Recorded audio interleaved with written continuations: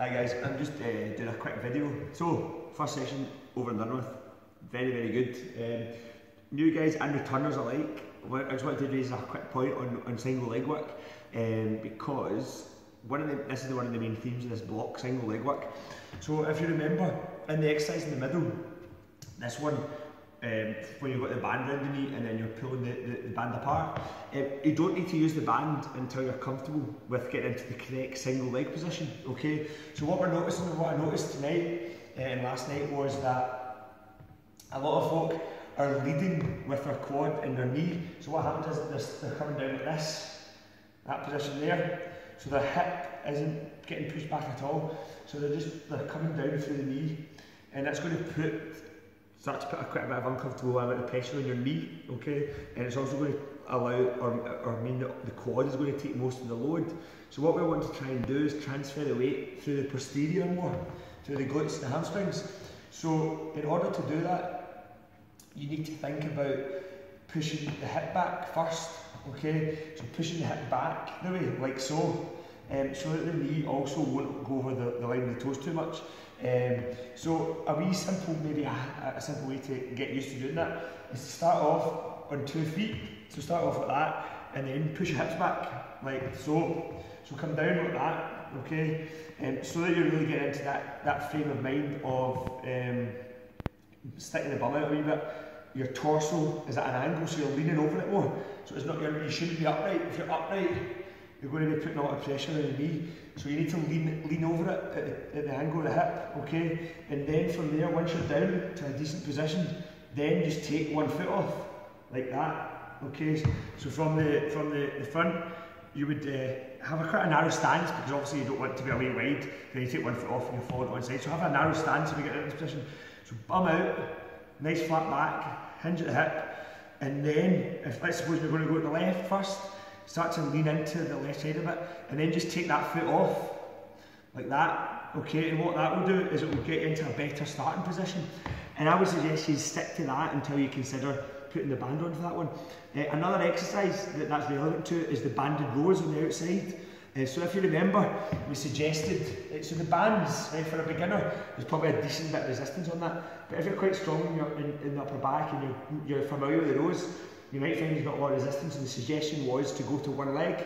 But again, what's happening if your folk are just sort of standing on one leg? So it's not really making it harder, because it's not making that much more of a difference, because there's not a lot of thought going into the leg position.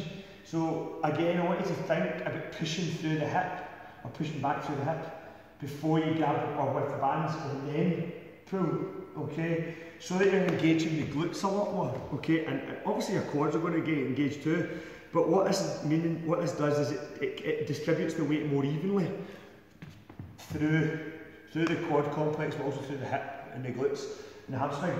So try and learn to sit back more, okay? You practice in the house, push your bum out, do it in 2 legs to begin with, and then just, let's suppose we're going to the right leg first, just do that, and take the other foot off, okay?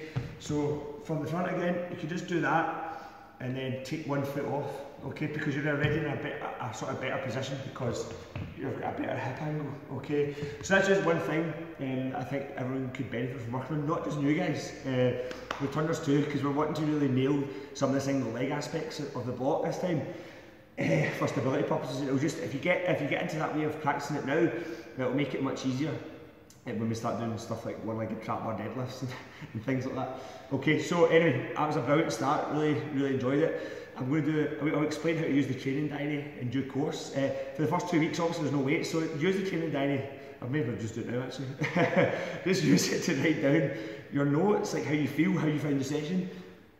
Write down what exercise you really struggle with, what ones you find you're quite good at. Is your balance rubbish? Is that something you want to really improve? So just use it as a chance to sort of reflect. Maybe you're feeling like weak, or as in energy wise, write that down and then think, well, why? Did I have a crap day of food? Did I have a stressful day at work? Did I have a poor sleep? So try and sort of, because it's good to look back on, and then you can sort of see if there's patterns to your weeks, or days that you feel better than others. Is there sort of patterns that are emerging that have caused that? And then obviously once the weights kick in, obviously you're going to note down your weights, your reps and things like that. and then you can look back and refer to make sure that you're progressing essentially. So that's the purpose of the diary. It's also a wee go-to guide. I'm going to end up going mental, I know, by the end of the year I'm going to write a bigger book because it gave me a taste for it. Of just some go-to guide of wee snippets of information, like reminding of the importance of warming up. The Rocky quotes, obviously I love Rocky.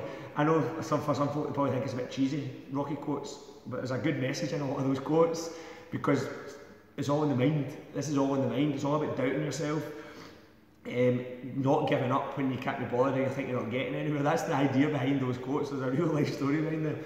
And these are the things that you need to remind. So they're wee reminders to keep you going. Explanations of why we do sprinting, or why we focus a bit more on sprinting, to do with range of movement and things like that. So it's just a kind of like small snippet to try and explain a bit more about what the ethos of this programme is about, because it's probably quite, I don't think there's anything like it really in the surrounding area in terms of the focus that we have, and it just helps define it for you, because if you're not used to doing it, it gives you, it helps sort of convey to you what our aims are essentially. Okay, so anyway, well done, session 1 over and done with. That was terrific, guys.